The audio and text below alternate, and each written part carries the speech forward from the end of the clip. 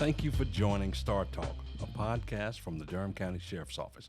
I'm Clarence Birkhead, your Durham County Sheriff. Star Talk informs the community about the many things happening at the Sheriff's Office, and today we are joined by two experts in the field of crisis intervention and mental health.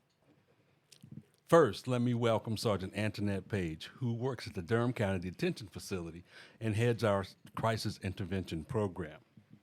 Secondly, we have Mr. Laylon Williams, Criminal Justice Specialist and CIT Coordinator at Alliance Health. Sergeant Page, Mr. Laylon, welcome to Star Talk. Sergeant Page, let's start with you. Would you be so kind to tell our listeners a little bit about yourself, how long you've been with the Sheriff's Office, and what you do in your role as our CIT Coordinator? Good morning. I am Sergeant Page. I've been with the facility for 20 years now. I'm the mental health liaison there, and in my role, I work hand in hand with our mental health team and bridge the gap so that we make sure that each and every one of our detainees with a mental health diagnosis is taken care of, as well as persons who are there on a first-time offense, those with high bonds, and detainees who just might not be feeling well. We bridge that gap and make sure mental health sees them. I also go facilitate therapeutic groups within our facility with our female population and our therapeutic housing unit.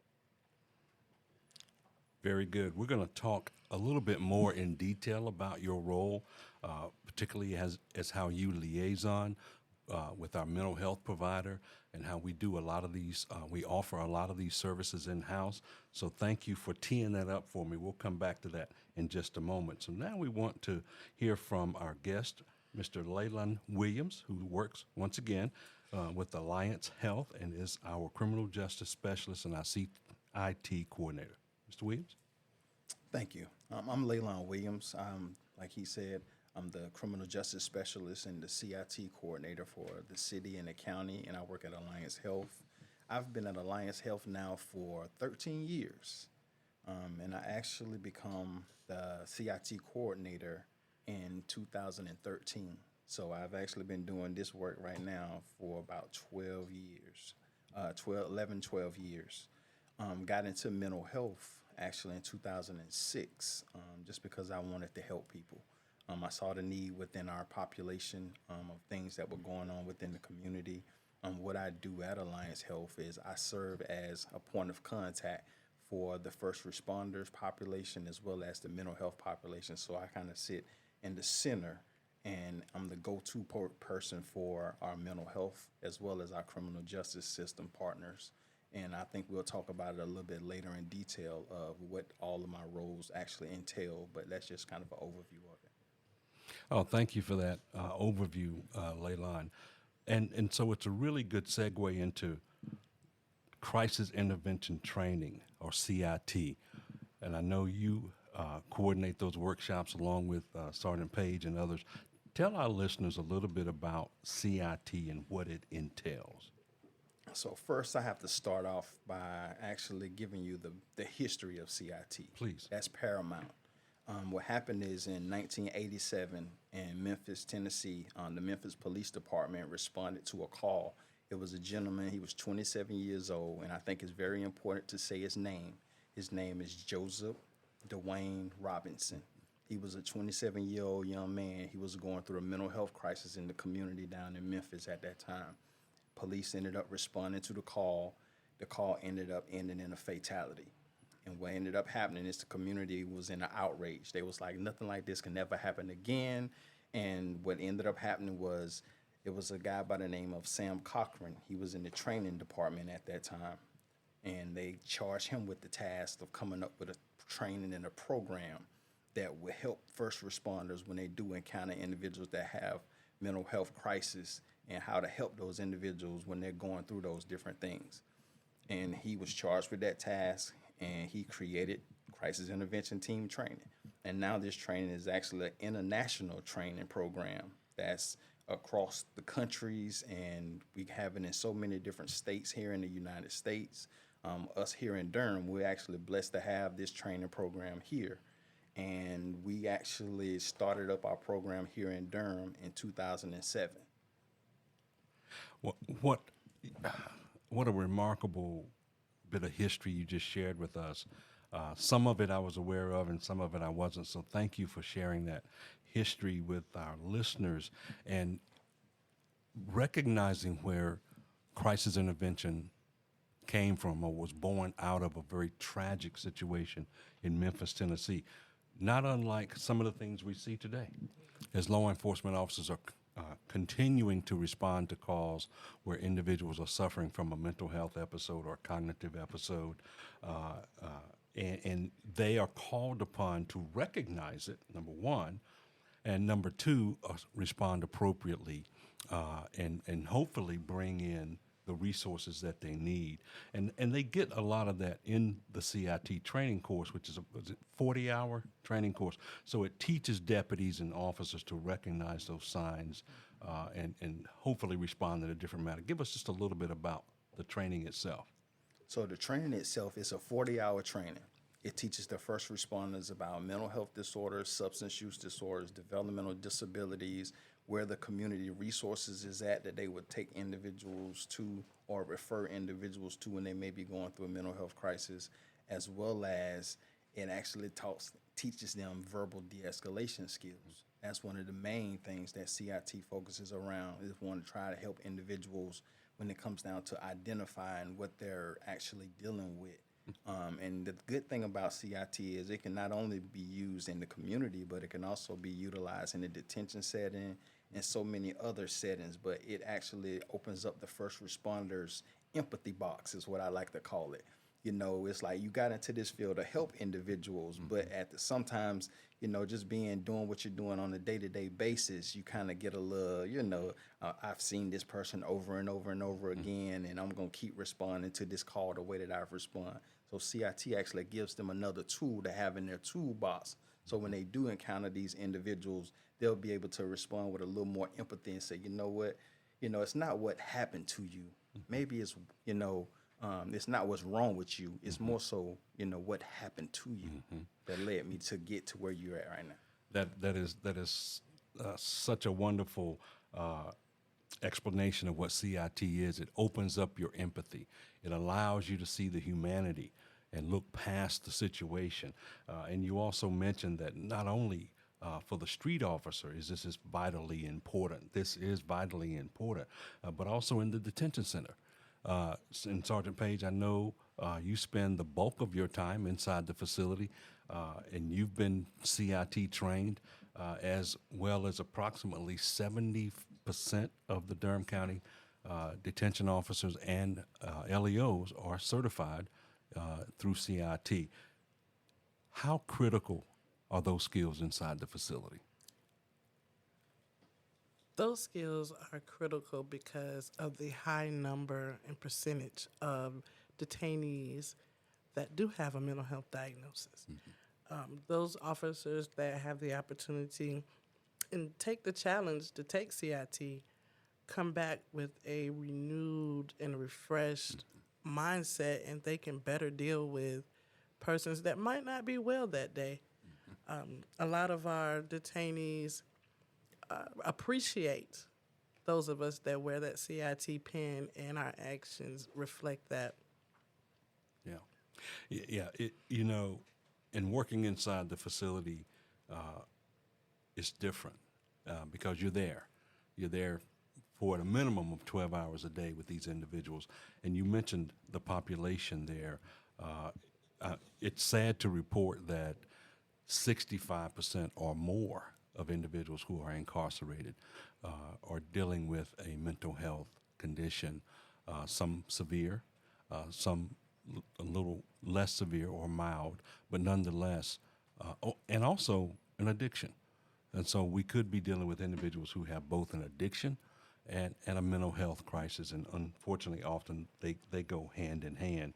And so as the sheriff, I'm committed to having 100% CIT trained, because as Laylon mentioned, it opens up that empathy box. It allows us to see the humanity in individuals. And so the training is critical. So you don't have to worry about me not ever signing off on deputies or detention officers going to CIT training. And Laylon, you just have to make sure those classes keep coming because it's critical. And not only the Durham County Sheriff's Office is doing this training. I know you train police departments and other agencies across the state. Talk a little bit about that, because it's not just us. Well, we're leading the way, Of course. but there are others out there.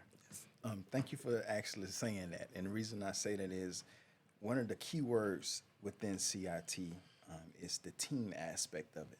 A lot of people changes the crisis intervention and they try to take the T and change it into training, but the T is the most important part. It stands for team. And this is a collaborative effort. This is not one agency is bigger up than another agency. No, this is a team effort. So I bring the mental health piece to it by working at Alliance Health. But then we also have all of our first responding agencies here in Durham. You know, not only the Durham County Sheriff's Office, but we also have the Durham Police Department. We also have Emergency Medical Services. We also have Duke Police Department. We also have North Carolina Central University Police Department. We also have Durham Tech Police Department. We also have the VA Police Department. And believe it or not, we also have on board with us park rangers. Don't think a lot of people think about them as being law enforcement, but they're actually law enforcement also. And then we also have probation and parole.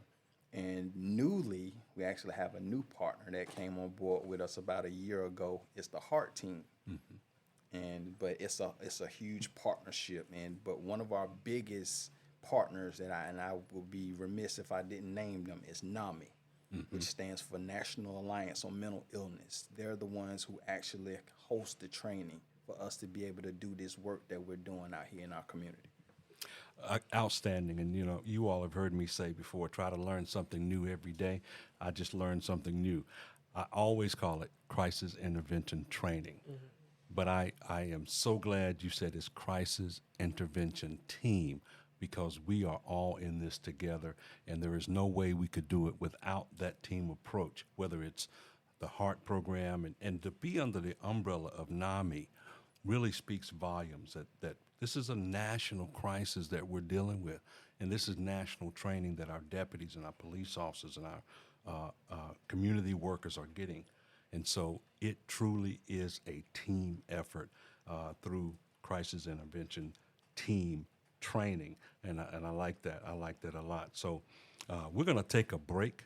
We're talking to Laylon Williams and Sergeant Antionette Page, and we're talking about crisis intervention training or crisis intervention team and how it opens the door for all of us working in this space of first responders to see the humanity of those who may be dealing with a crisis situation. So we'll be right back, and we'll take a short break. Thank you.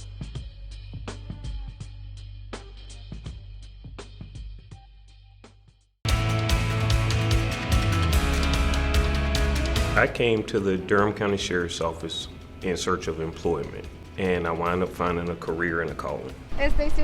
There's so many different divisions in the sheriff's office. Welcome to the Durham County Detention Facility. There's always something new and something different in this type of field here. You never know what to expect each day. Come on and experience it for yourself before you make your final judgment. This could be your career.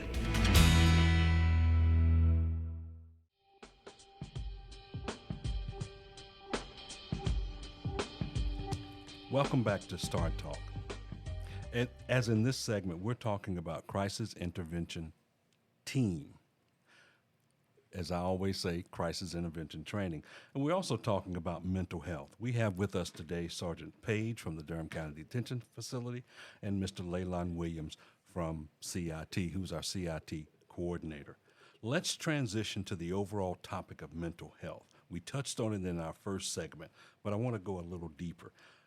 And the majority of our calls for service are nonviolent, and most of them require de-escalation because most of them can have an element of mental health involved in it.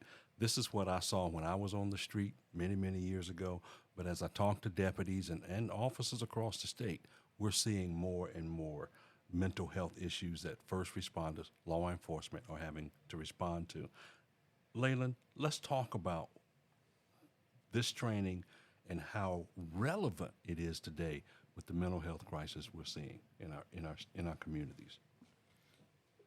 The thing I think that most people don't think about is just looking at the national statistics. 1 in 4 people will be diagnosed with a mental health disorder. Wow. So that means if you come in contact with 20 people, at least 5 of those people are going to have some type of mental health disorder. And that's not including the individuals who are not diagnosed. And that's the thing that we're seeing nowadays. It's a lot of individuals that have some mental health issues going on, but it's not actually diagnosed. And what a lot of people are doing is they're self-medicating to cover up for the mental health disorder or the mental health symptoms that they're dealing with. You know, for an example, someone that may have schizophrenia, they may be hearing voices, they may be seeing things that other people are not seeing. In order for them to cope with what they're dealing with, instead of them going and seeing a psychiatrist and getting medications to help with the symptoms, what they'll do is they'll go and maybe get like marijuana to help them with those symptoms and so forth. So all that's doing is compounding the problem that they're already having going on.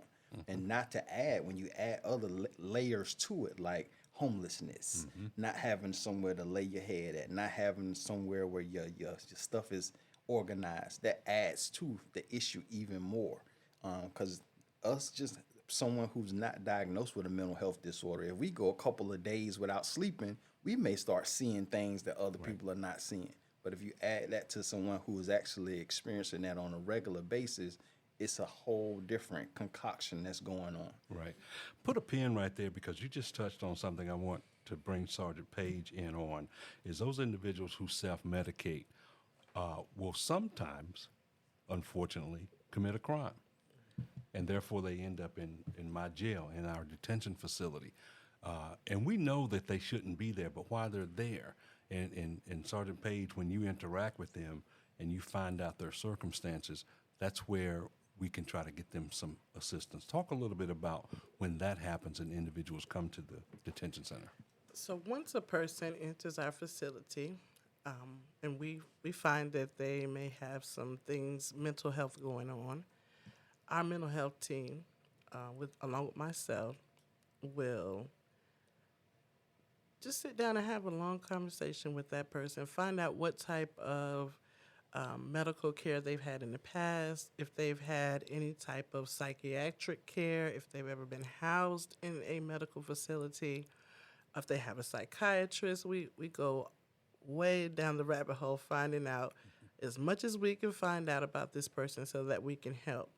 And once we get all that information, if they have had previous mental health care, then we can help them get back on their medication. We do counseling in the detention facility, and we just wrap our arms around them. We also have a therapeutic housing unit. We also have a therapeutic housing unit where we house our most vulnerable persons with a mental health diagnosis, and we make sure we take good care of those folks because we want them to leave better than when they came to us.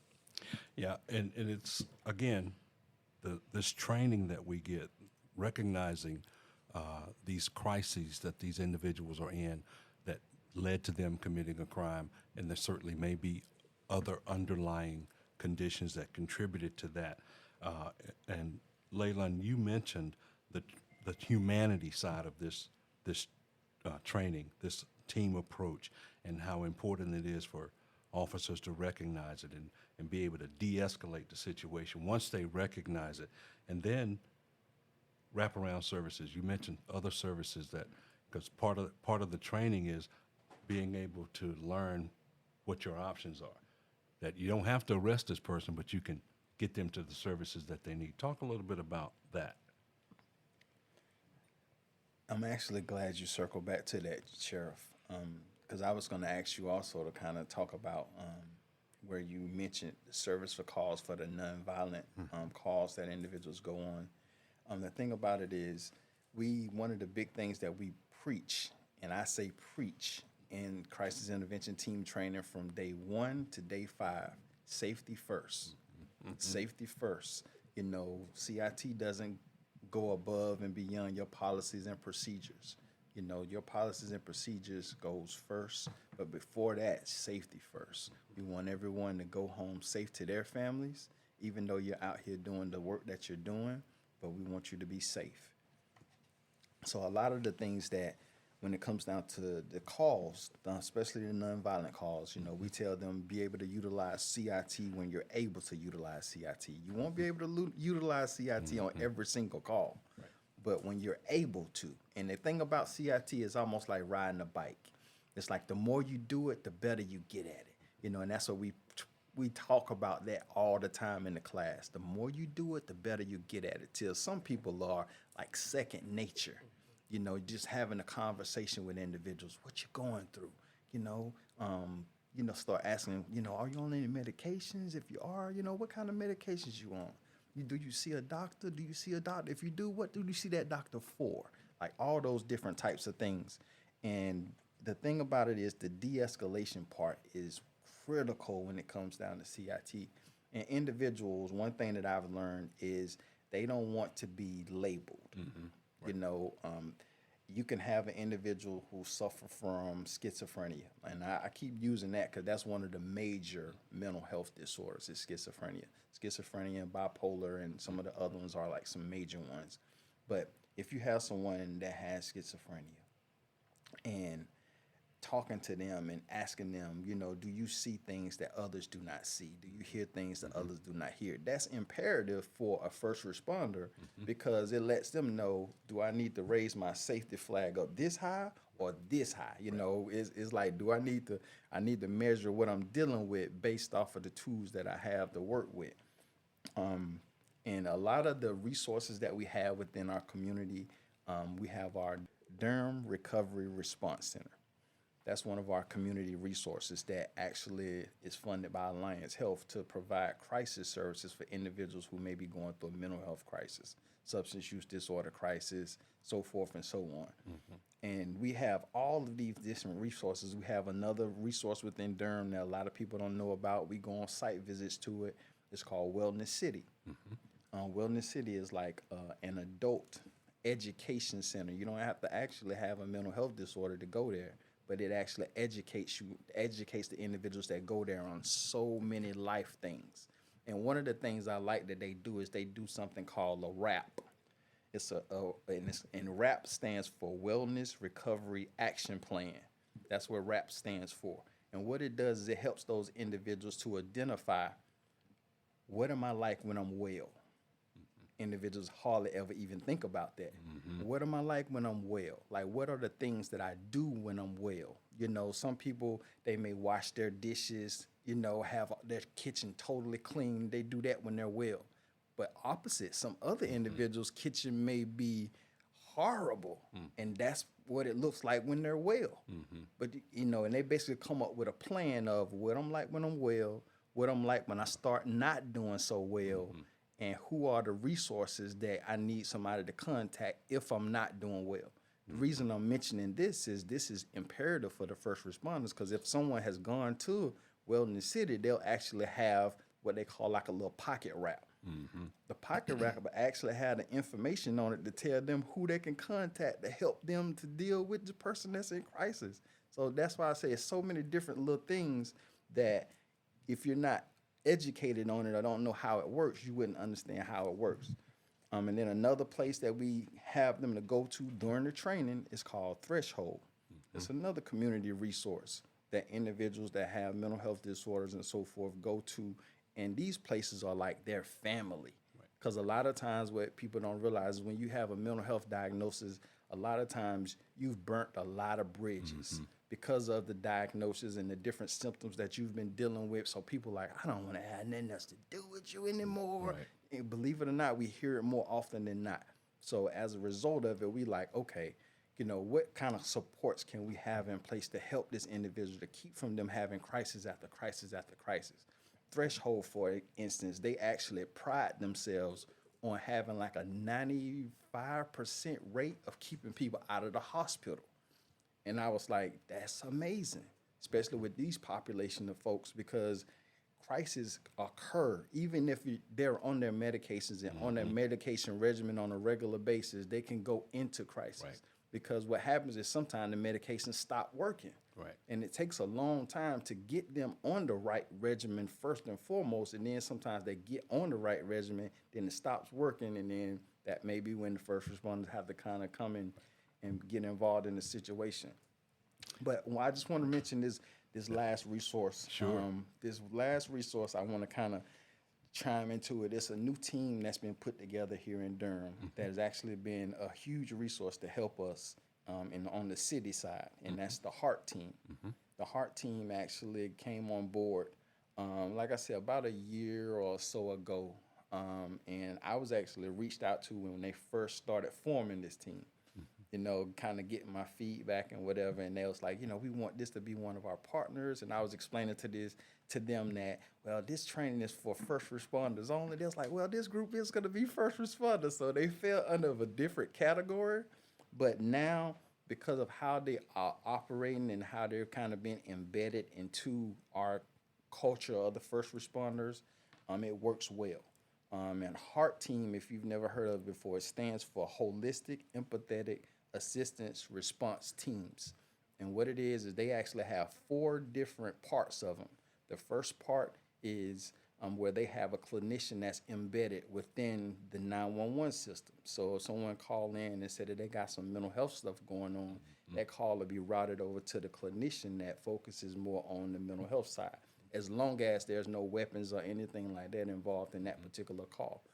And then they have another part of their program where they actually have an officer paired up with a clinician that is actually out on calls, and they respond to calls, you know, together, where if it's a mental health part of it, and, you know, the officer is there in case there's any safety stuff that needs to be taken care of.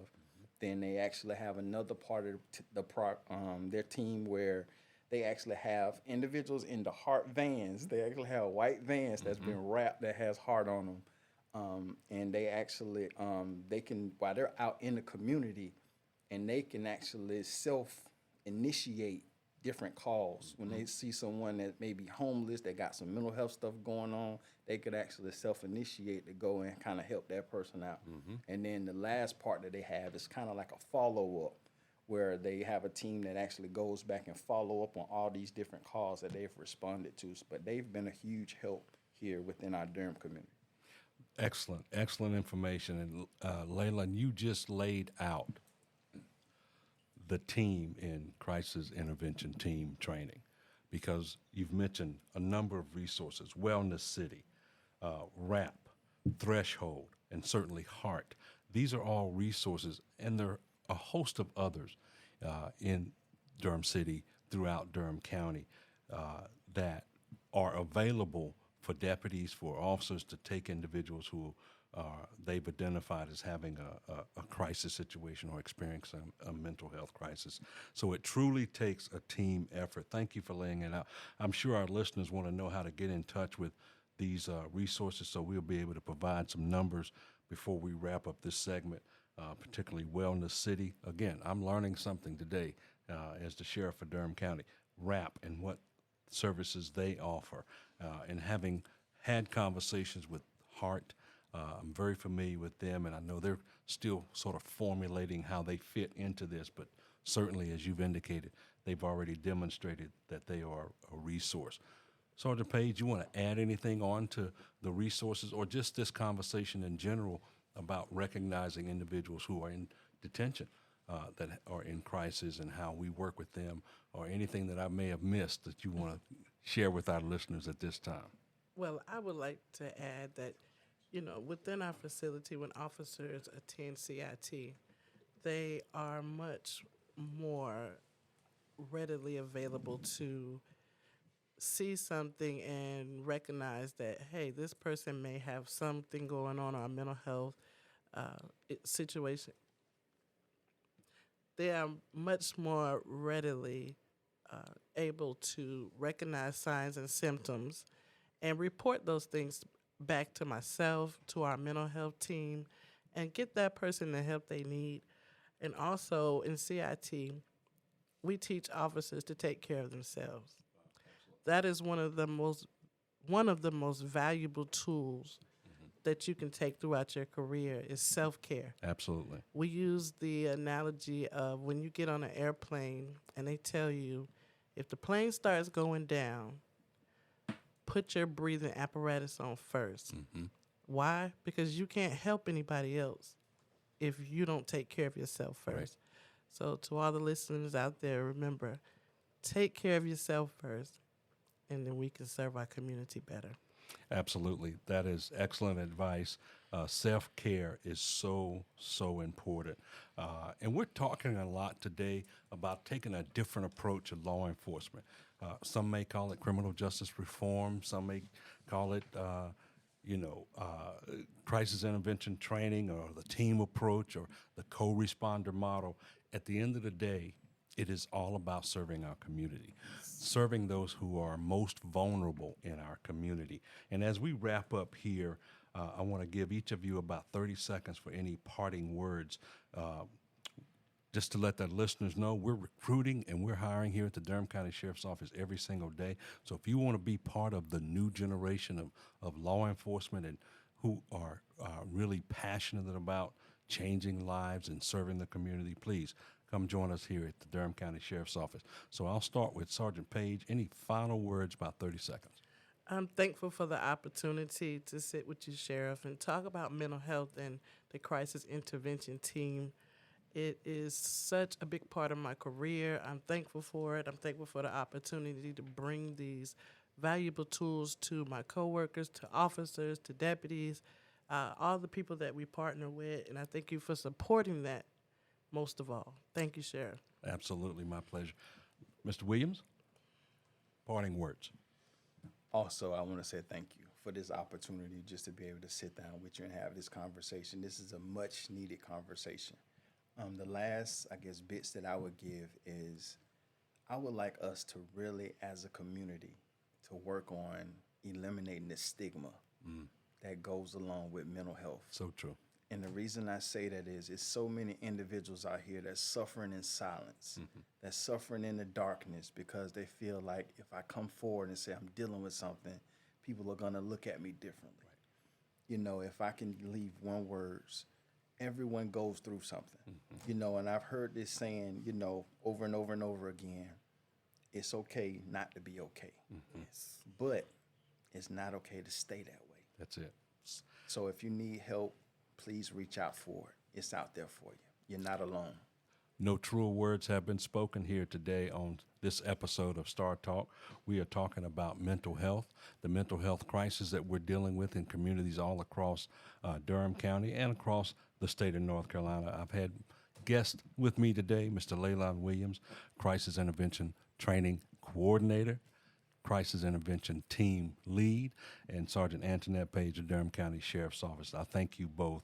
It sounds like we need to do a part 2 of this, maybe do another episode one day real soon, because the information we've provided here today is invaluable. So thank you both for being here as my guest today on Star Talk. The Durham County Sheriff's Office is here to help you. If you are in the community and you're listening and you need to get in touch with us, you can do so by dialing 911 or calling 919-560-0900 to report a crime or ask for assistance. Until the next time, this is your Durham County Sheriff, Clarence Birkhead, and you've been listening to Star Talk. Thank you.